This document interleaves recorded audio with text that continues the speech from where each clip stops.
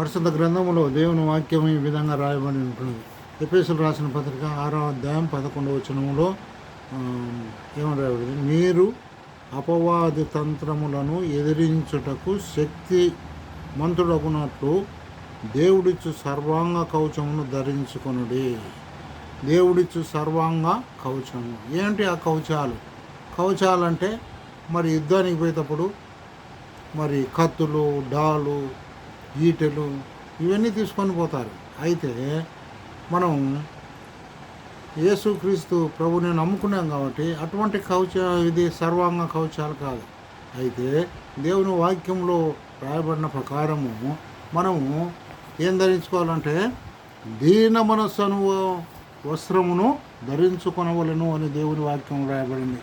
పేతురు రాసిన పత్రిక 5వ అధ్యాయం 5వ వచనంలో దీన మనస్సును అను వస్త్రమును ధరించుకోనాలని దేవుని వాక్యం రాయబడింది. కాబట్టి సహోదరుడా, మనము మరి దీన మనస్సును వస్త్రాన్ని ధరించుకోవాలి. మరి మన ప్రభువైన యేసుక్రీస్తు వారు మరి మత్తయి సువార్త 11వ అధ్యాయం 29వ వచనంలో నేను సాత్వికుడను దీన మనస్సు కలిగిన వాడను అంటున్నాడు. కాబట్టి మన ప్రభువైన యేసుక్రీస్తు వారు సాత్వికుడు, దీన మనస్సు కలిగిన వాడు. కాబట్టి సహోదరా, ఈ యొక్క మధ్యాహ్నకాల సమయంలో దేవుడు నాతో మాట్లాడేది ఏమంటే మనము దీన మనస్సు వస్త్రమును ధరించుకునవలసిందిగా. పేతురు అంటాడు, ఏమంటున్నాడు? చిన్నపిల్లలారా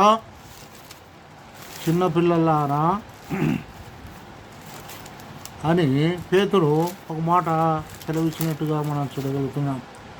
పేతురు పత్రిక 1 పేతురు 5వ అధ్యాయం 5వ వచనంలో చిన్నపిల్లలారా మీరు పెద్దలకు లోబడి ఉండుడి, మీరందరూ ఎదుటివాని ఎడల దీన మనస్సును వస్త్రమును ధరించుకొని మిమ్మును మీరే అలంకరించుకొనుడి అని దేవుని వాక్యం రాదు.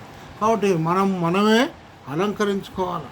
ఈ లోకంలో అలంకరించుకోవాలంటే ఒక మ్యారేజ్కి పోయేటప్పుడు, ఒక ఫంక్షన్ పోయేటప్పుడు అలంకరించుకోవాలంటే మంచి విలువ గల చీరలు కడతాం, బంగారు నగలు వేస్తాం, మరి అనేక విధాలుగా మనము అలంకరించుకొని పోతాం.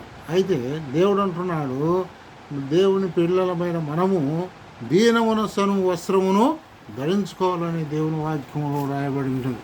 ఇంకా దేవుని వాక్యంలో మనం చూసినట్టయితే యెర్మీయా గ్రంథం 44 వచనంలో దీన మనస్సును ధరించుకొనుడు అనేది అక్కడ రాయబడింది.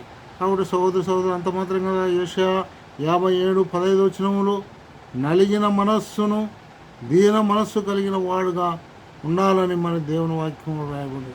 కాబట్టి సహోదరా, కీర్తనలు 138:1లో దేవుని వాక్యం రాయబడింది, దీనులను దేవుడు లక్ష్య పెట్టువాడుగా ఉంటున్నాడు.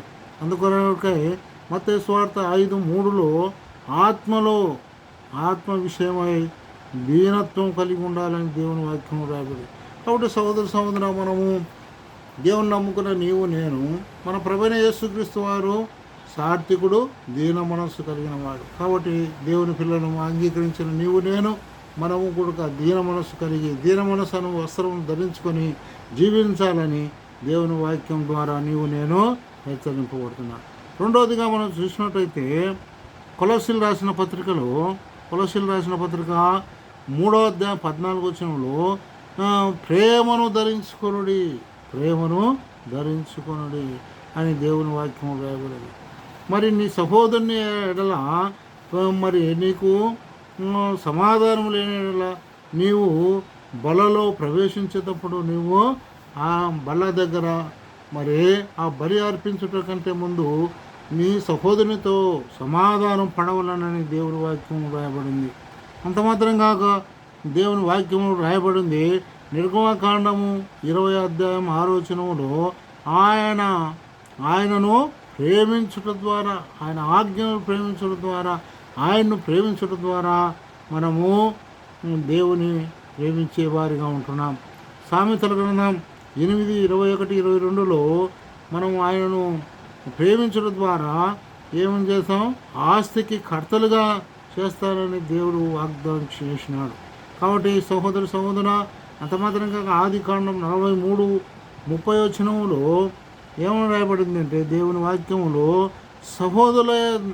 సహోదరుల యొద్ద యేషోబు మరి తన తమ్మును పట్టుకొని ఏడ్చినట్టుగా మనం చూడగలుగుతున్నాం. కాబట్టి సహోదర మరి అంత మాత్రమే కాదు, దేవుని వాక్యములో ఈ విధంగా రాయబడింది. కీర్తనలు 35 మరి ఆయన మరి నిమిషం మాత్రమే కోపము చూపేవాడుగా ఉంటున్నాడు, నిమిషమే మాత్రమే. కాబట్టి సహోదర మనం కూడా ప్రేమ ఎల్లప్పుడూ మనము ప్రేమ చూపాలని దేవుని వాక్యంలో రాయబడింది. కాబట్టి కొలస్సీలు రాసిన పత్రికలో 3:10 రాయబడింది.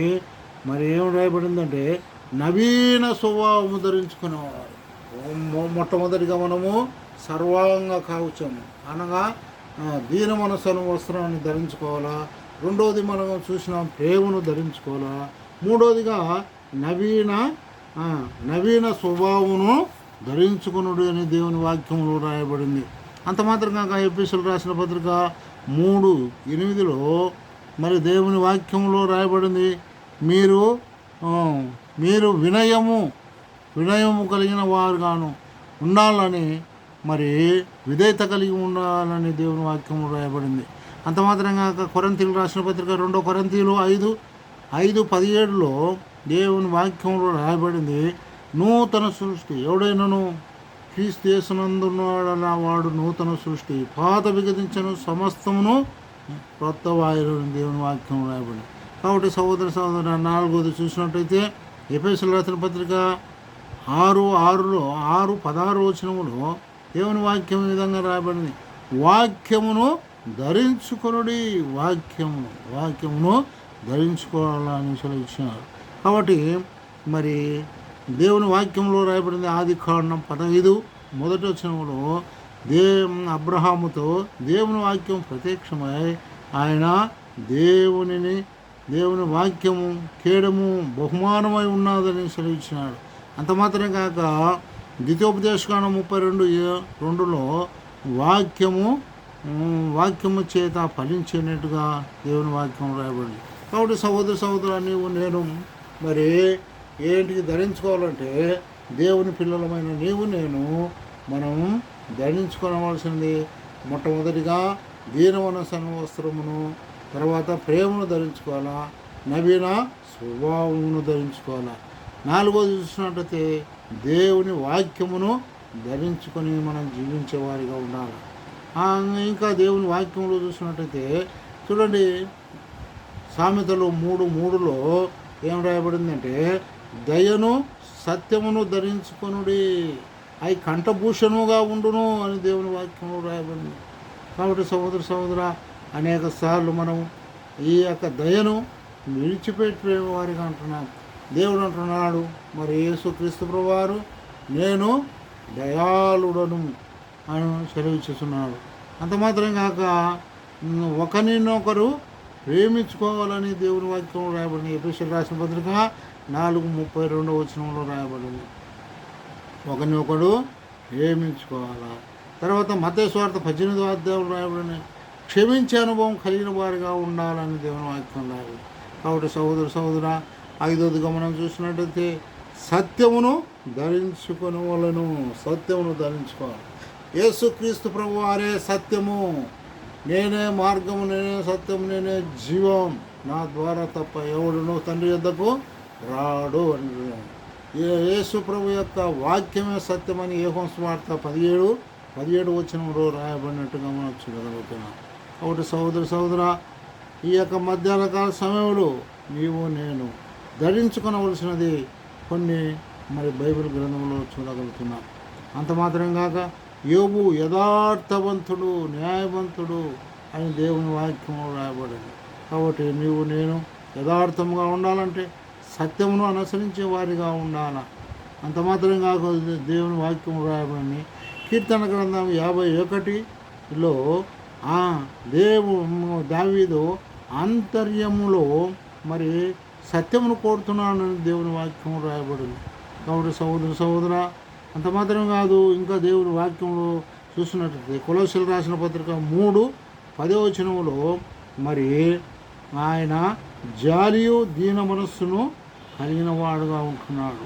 జాలి దీన మనస్సు, దీర్ఘశాంతం అనగా మనము చనిపోయినంత వరకు శాంతము చూపితే దీర్ఘశాంతము అని దేవుని వాక్యం.